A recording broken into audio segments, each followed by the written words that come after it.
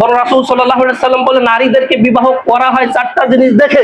এর প্রথমটি হচ্ছে ও মালিহা, তার ধন সম্পদ আছে কিনা।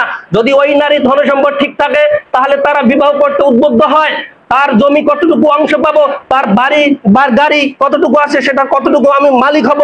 তারপর রাসূল সাল্লাল্লাহু আলাইহি সাল্লাম অলি হাসাবিহা, তার বংশমর্যাদা আছে কিনা, আমি বংশ নিয়ে গর্ব করব, অমুক বংশের আমি অমুক জামাই, আমি ওই বংশ অহংকার করার জন্য ওই বংশের সাথে আমি আত্মীয়তা করতে চাই। রাসূল সাল্লাল্লাহু আলাইহি সাল্লাম সে কথা বলছেন।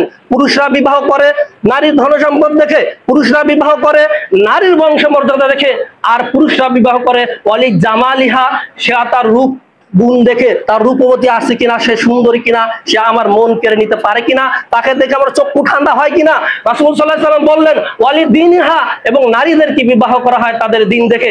চারটা জিনিস দেখে পুরুষরা নারীদের বিবাহ করে। আর রাসূল সাল্লাল্লাহু আলাইহি সাল্লাম ফাজফারু বিযালিকাদ দ্বীন, তোমরা নারীদের ধার্মিকতা দিন দেখে বিবাহ করো, বাকিগুলো থাক আর না থাক।